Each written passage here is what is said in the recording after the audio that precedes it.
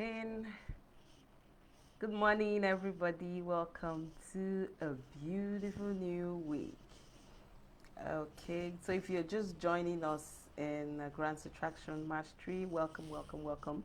Good to have you join us. And today, we're going to be looking at something, a topic that I know a lot of us would find really interesting and very relevant for the work that we do.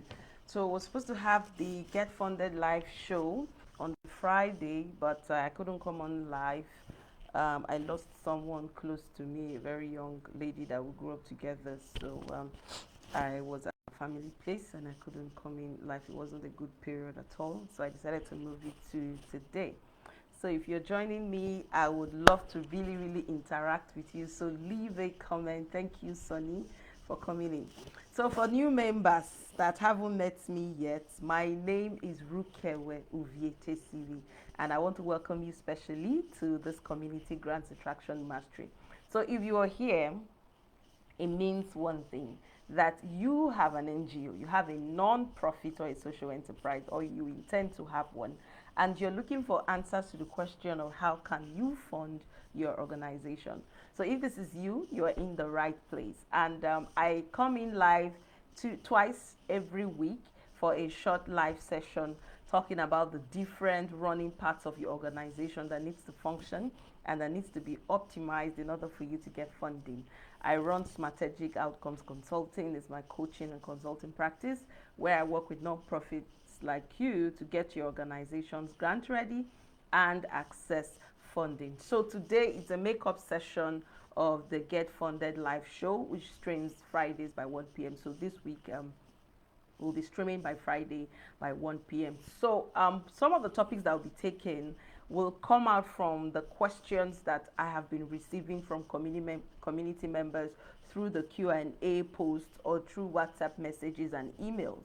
And one of the most common questions that I've received in the last 1 month is, what are the different streams, the different sources through which we can fund NGOs? So that's what we will be looking at today.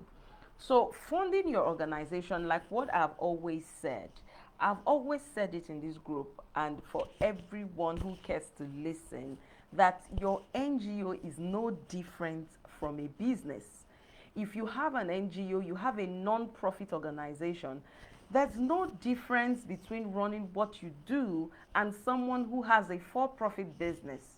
The only difference is in the legal structure of the organization and also in terms of financing, why a for-profit business is solely to make profit and share at the end of the fiscal year among shareholders. Let's say 4 or 5 people came together to set up a company, or it's a public liability, or is a public entity, and so you have a lot of shareholders, and at the end of the year you need to declare profits and then you need to share. People need to get their dividends. The only difference between an NGO and that kind of legal structure is that at the end of the year the surplus is not shared. You cannot share the surplus among board members to say, after programs we have $70,000 in surplus and we want to share it. No, that particular amount will be plunged back into the organization to render the services, the programs, and the projects that you have. That is the only difference. Now, I want us to begin to see ourselves as business owners, because when you begin to see yourself as a business, some wrong assumptions and beliefs that used to hold you back from taking necessary action that you need to take to grow your organization and access opportunities, you will no longer be held back by those assumptions. So one of these assumptions is that, oh, we are an NGO, so we're not supposed to generate money. By the time I advise people to say, charge for this part of your program, or sell these books, or sell these materials, and say an NGO is not supposed to generate money, that's not true. That's not true. As an NGO, you have the sole responsibility for generating revenue to support the programs, to support the services that you run. So why a normal business sells products, creates products, sells products and services to customers who directly pay for them, as an NGO, you are not necessarily, your customers will not necessarily pay you directly. You have two categories of customers. So you have a category of customers which are your beneficiaries that will consume your services. So if you're an NGO, you're doing training, you're doing advocacy, your beneficiaries are just one segment of your customers. They are the people consuming and utilizing the services that you offer in your NGO. While you have another segment of customers who pay for your beneficiaries to access that service. I will take that again because sometimes it can be a lot to really distill and understand. An NGO is just a different kind of business, a different structure of business, like I said earlier. So the earlier you begin to embrace your business owner identity, the better and the more successful your organization will be. So if you're here, leave a comment. Thank you, Tolu, for joining me. Good to see you. Good to see you this beautiful morning. So that's just the difference. So you have two segments of customers. You have a segment which we call your normal beneficiaries, your target beneficiaries, the vulnerable people you want to serve, the young people you want to build capacity, economic capacity, and all of that. They consume your programs. They utilize your programs and your services. Then you have another segment of customers or stakeholders. Like in this sector, we call them stakeholders, but since some of you run businesses, you'll be able to relate more. So you have a segment of customers, they utilize your services, these are your beneficiaries. You have another segment of customers or stakeholders, these are your donors, your funders. These are the people paying for your beneficiaries to access the service. These are people funding your program, supporting the work you do so that your organization can deliver the programs, the services to your primary beneficiaries, which are just one segment of your customers. So you are a business. So you need to begin to think as a business owner, how can I get in more money into my business, or how can I get in more money into the organization? So I like using this perspective because it's my unique value proposition, because I'm integrating a business sense into social impact growth strategies so that you can really deliver outstanding programs to your communities and generate a lot of funding to support the amazing work you do. So today, like I mentioned earlier, we're looking at different revenue streams that you can begin to explore for your organization's financial sustainability. Now, a lot of us, we just know about grants. And I deliberately christened the group Grants Attraction Mastery because it is what we know, so we can resonate with it. But we talk about a whole other sources of funding for our organization. So your first source, grants, is very common, we know about common, but it's just one of the many funding strategies or funding sources that you can explore for your organization. So I'm going to mention a couple of them and treat about one or two in this session, and then on Friday we'll take some of the others till we'll complete them. So I wrote down about 5 revenue sources here for us. Now the first one is from your network, donations from your network. So you're a startup organization, most times the first category of donors that you will experience are your friends, your colleagues, family members who kind of believe in what you're doing or just want to support what you're doing. So they give donations. You ask them that you have a project, you want to pay school fees for 20 out of school children on the streets, you want to take them off the street, and they give you money. So this is your first source of revenue. You, friends, colleagues, family member, I just group them under your network. So your network, the valuable relationships that you've built over time, people you have worked with, business partners that you've had, family members, these are the first category of people who support your organization as you're growing. Now, the mistake that a lot of non-profit leaders do is that when revenue comes in from their network, from social media fundraising, your friends on social media, acquaintances on social media, from your business partners, you do not document. So there is no track record that really gives a complete picture of how much you have raised from your network and how those monies were utilized. And then you are stuck in a particular stage of growth in your organization. You cannot scale to begin to access grants, because when you see the call for proposal for grant funding, they are asking for funded, your financial report that is audited. And you have the assumption that because you've not had grants before, you don't have audited financial reports, you are stuck in that level of growth where your funding streams comes from only your network. So no, even if you're just receiving donations, $10, $5, 3,000 naira, 10,000 naira, 20,000 naira from your network, you have to be very, very accountable. That is the stage of your organization where you prepare yourself in order for you to be able to access other opportunities. So no matter how small or how large the revenue is from your network, you have to be very accountable how the money, the cash flow comes in, how it leaves the organization, so you can have a clean report at the end of the year. For those of you that have been following me for a while, you know I always talk about reporting. You need to have your financial report so you are not caught off guard when you see an opportunity that you qualify for, when you see a funding opportunity that you can apply for that's in alignment with your organization's mission. So the first revenue stream for your organization, which a lot of us are familiar with, which we're already doing, friends, family, and all of that, that's just one. We have corporate sponsorships. We have corporate sponsorships or partnerships. We have grant funding. We have in-kind grants, and then we have service offerings. Service offerings is the one I'm doing, whereby I put up paid offerings, paid programs, and all of that to generate revenue into my organizations. So we've looked at your network. It's very common. All of us are already practicing that, getting monies in. But what I want you to do is to become accountable.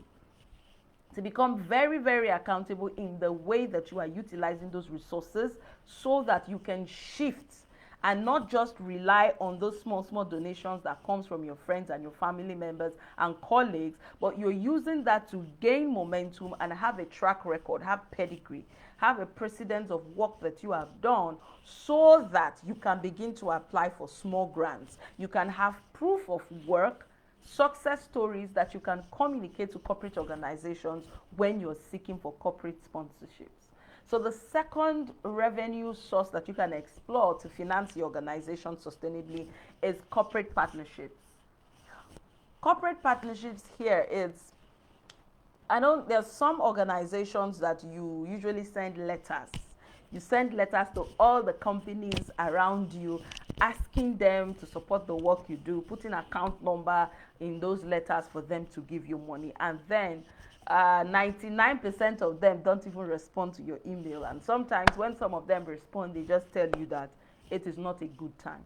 So that way, when you are just pushing out letters to organizations, provided it's a business around you, you send Coca-Cola, you send Coca-Cola a letter, MTN, you send them letters, and at the end of the day, there is no feedback, and you feel that corporate sponsorships don't work. That is not true. That is not true. Now, approaching corporate sponsorship, one thing that you should realize is that every organization, they have a clear objective or goal per time. So businesses want to maximize profits and minimize costs. And if you, as a non-profit organization, you are approaching a business, you are approaching a company for sponsorship, that is cost to them already that they will not willingly want to embrace into their organization, because you're going to be increasing their costs and then eating out from their profits or income at the end of the day. So that is the thinking. This is why I always say think like a business person. So if you're approaching an organization, you're sending a letter to an organization, you are already proposing an added cost to their already existing costs, which they will resist. So think of partnerships as a win-win situation. Win-win situation where you are approaching the company, you are approaching the corporate organization to give them value in exchange for their support for what you do. So that is why you don't just send letters of sponsorship to any kind of organization. You need to do your research to understand if this corporate organization you want to approach is interested in the kind of programs, is interested in supporting the kind of programs that you run. Let's say you are an organization that is focused on youth development. You are approaching a bank, for instance. Have you done your due diligence on that bank to know if they are interested in economic development through youth empowerment. Something like Tony Elumelu Foundation, for instance. We know Tony Elumelu Foundation and UBA. Tony Elumelu Foundation, it's all about entrepreneurship development, enterprise development in Africa. So they're looking at supporting young people. So you already know that that bank, UBA, is really, really interested in youth capacity development, especially in enterprise development. So if you are approaching a similar organization that you know you've been following them for a while, you see that they talk a lot about capacity building for young people, they talk about economic development, there you can see that there is a little similarity between the programs you're offering and them. So if you're approaching that kind of organization with conversations on collaborating for youth economic development, it makes more sense because it's an objective that they are already funding, it's a mission they have already, and you approaching them for collaboration, it's easier for them to see a win-win in that kind of scenario. So approaching, what we do most times is that we write letters, generic letters, and use biro to write the name of the company or business, and then you spread the letters like that, and you wonder why they are not giving you positive feedback. So you need to begin to think, these organizations that we want to approach, do we have anything in common? What is the common point between what we do and this corporate organization that we want to approach? Is it what kind of corporate social response? Because most organizations these days, they want to have an impact-driven kind of strategy where they are seen to also be advancing the sustainable development goals. So you need to understand which of these SDGs is this particular organization interested in. Is it the SDGs that I am focusing on, and how can we partner? So partnerships are built on win-win conversations. What's in it for me? What's in it for them? Both parties need to get something out of it at the end of the day. Sometimes you see these organizations going into corporate sponsorships because they want to strengthen their brand perception. Entering into that conversation for partnership, you must clearly define and show what those organizations have to gain. Nobody will just throw money at you because you said you are an NGO. We all have interests. So if you're able to meet the interest, understand the interest of that corporate organization, and see how you can package your proposal in alignment with what they want to achieve, then it's going to be a good one for you. So before you go submitting letters, find out what that organization is interested in. If you have people already working there, ask questions. Let's say you're friends with the HR manager, or when you check your network, you have friends, you have family members who work in other organizations, who work in companies. Ask them, your company, do they have CSRO programs? Do they support NGOs? What specific impact projects? What kind of give back activities is your organization involved in? So you don't go talking about maternal health when that organization is interested in environmental sustainability. So you need to do your due diligence. You don't just dump letters on people outrightly requesting for them to send you money, especially when you do not have relationship. You don't have direct relationship with that organization. Either you have a relationship with the owner of the business or whatever.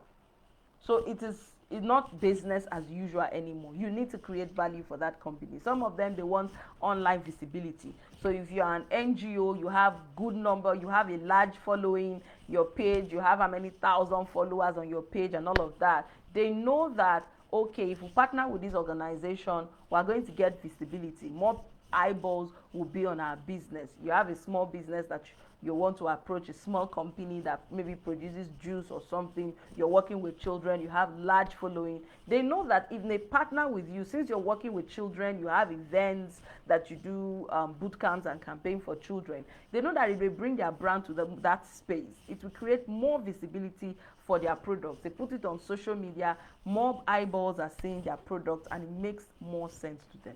So have a business sense. Always think about it. It's not just about what you do. It's not just about the programs you're running, how you think you're creating impact. Then you feel that other people should share in your passion. It doesn't work that way. We all have different passions. So you need to identify companies that share something similar with you. You're focusing on young people. Their products and their services, does it cater to that particular demographic that you're serving?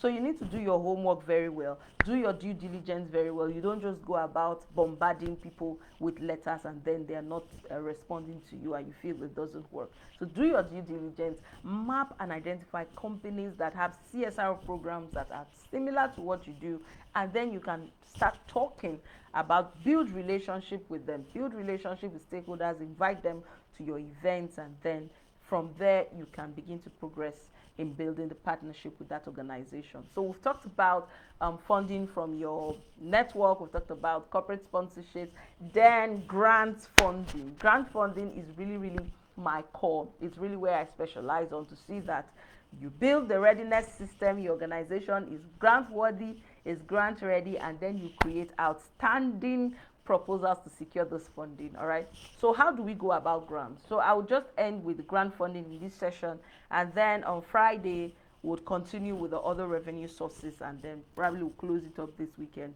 or by next week. So grants, most of the questions I always get is, how can we access grants? I have a registered NGO, so how can we access grants?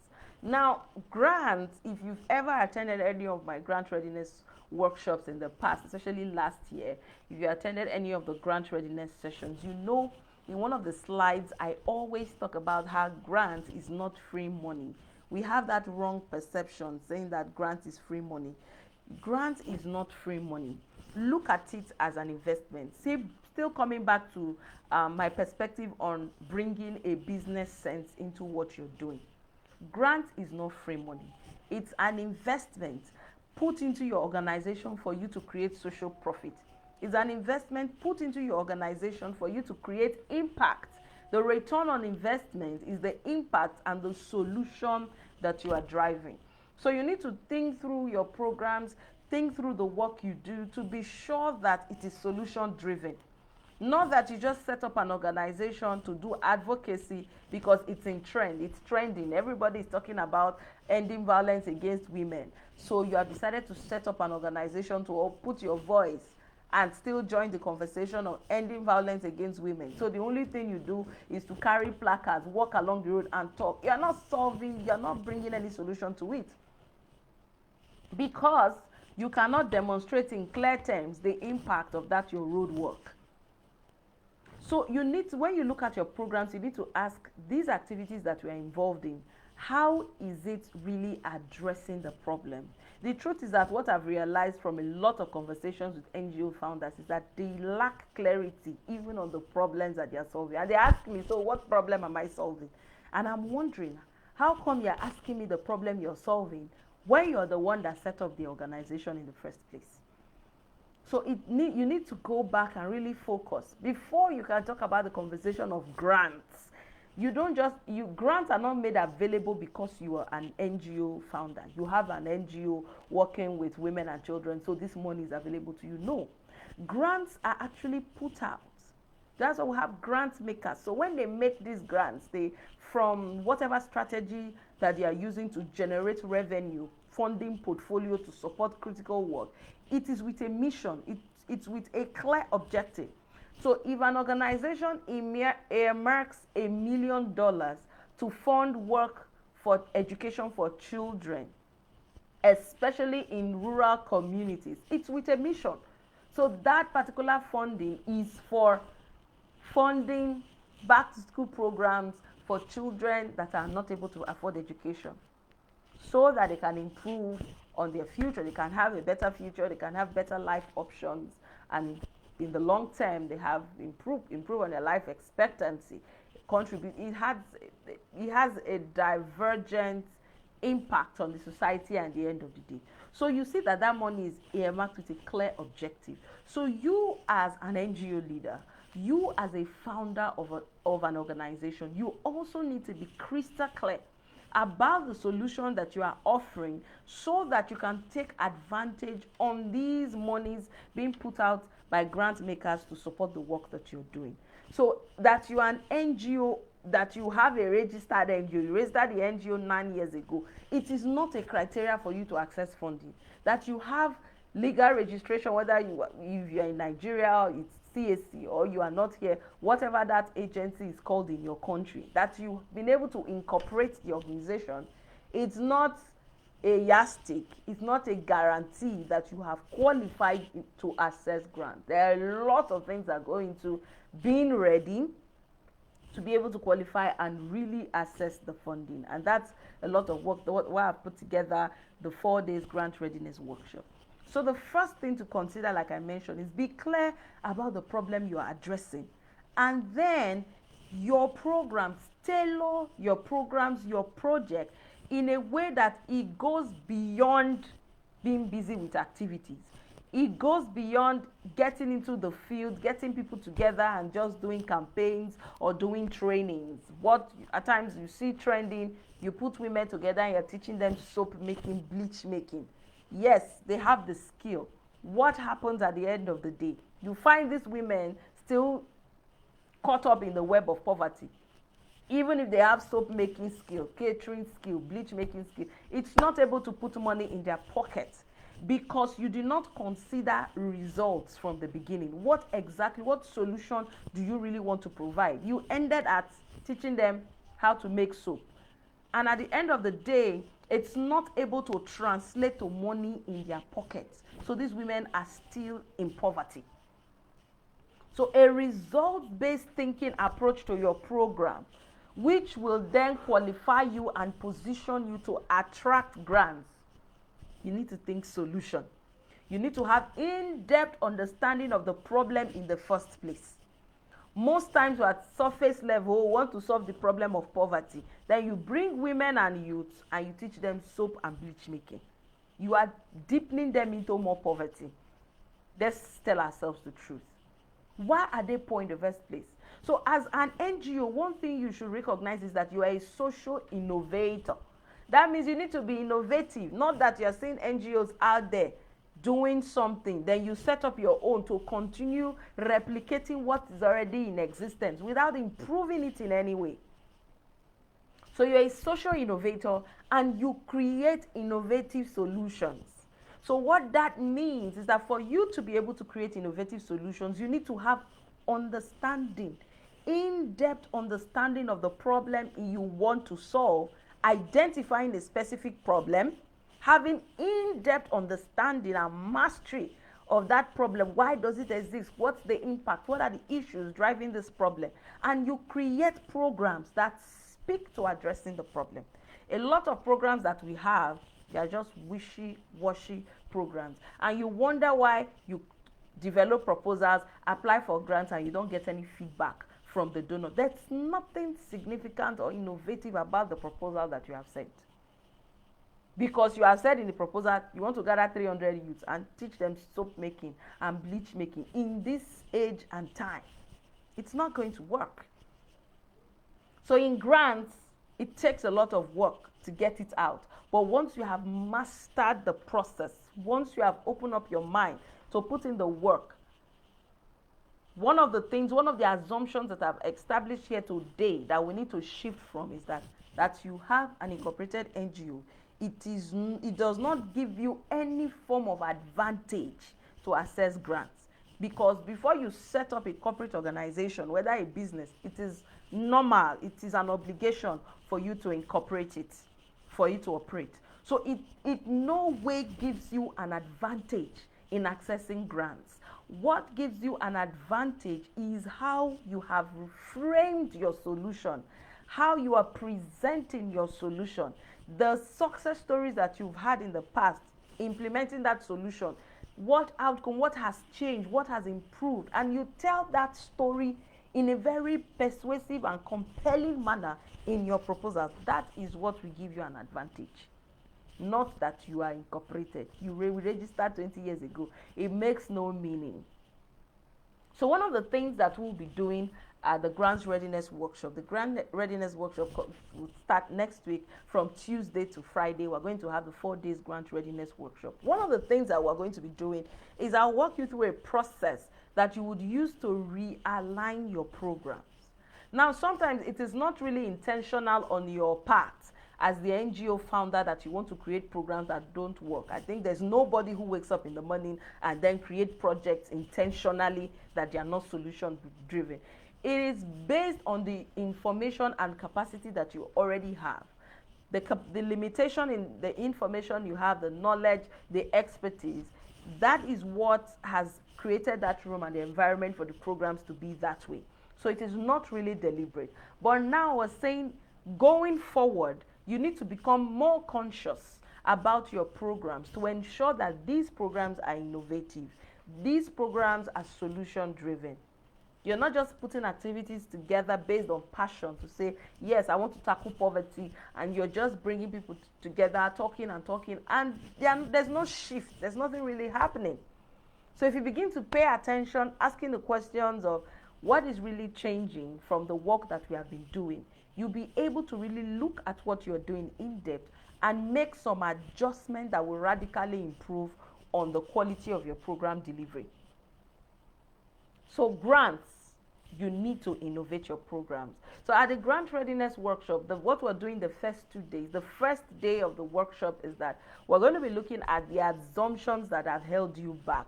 What are those assumptions and beliefs that have held you back as an NGO leader that makes you unable to take the actions that you're supposed to be taking for your organization, showing up for your organization, accessing the funding, creating the proposals? There are a lot of assumptions that just make us not pay attention to opportunities. Oh, it is for people, they know the people they give grants to, and so you don't even bother. So we'll be looking at those assumptions, and then you would come out with an empowering blueprint and structure that makes you take action on a day-to-day basis to grow your organization. The second day is for program innovation. So looking at it, how do you identify the problems in communities that you should focus on, that you should work on, that are really funding worthy?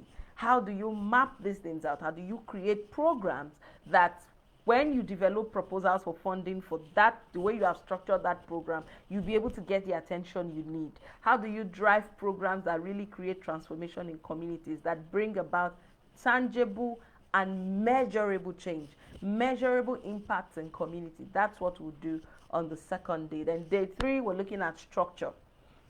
I know earlier that I mentioned that having an incorporated organization does not give you an advantage.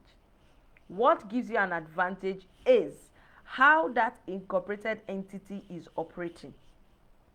From your policy to the way you have structured your team to the systems you have in place. Earlier, when we started this session, I talked about your financing, how you should have a financial report, whether you're just self-funded, you're fully self-funded. Is money from your pocket or is money from friends and family? It doesn't matter. You need to have those reports in place. And those reports will only come if you have systems. So day 3, we're looking at system. And the 4th day is about grant proposal writing. Now, all of these things we're saying, you have an innovative program and all of that. No matter how innovative that program is, if you are not writing proposals, if you are not writing high quality proposals to present that program to organizations that can fund you, then you'll be stuck. You'll still be stuck in that phase of you being self-funded. So that's all we're looking at. The 4 days at the Grant Readiness Workshop is starting next week. So that is it for today. We're going to call it a wrap. So recapping on what we have said in the last 33 minutes, I wanted this session to be below 20 minutes, but I couldn't help it. For 33 minutes, we'll be talking about different revenue sources to fund your organization sustainably. And I spoke about your network, your friends, your family members, and all of that. On Friday, we'll be looking at some of these things again to expand on them to see how you can really begin to implement.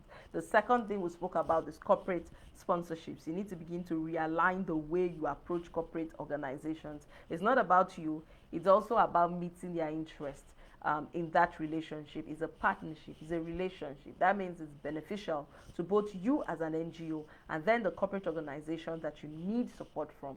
And we started a conversation around grants, okay? So if you are watching the replay, leave a comment, that you're watching the replay. If you're with me live, thank you, Blessed, for joining. Thank you, Tolu. Thank you, Tolu. You said you're an orator. Thank you so much for that. All right.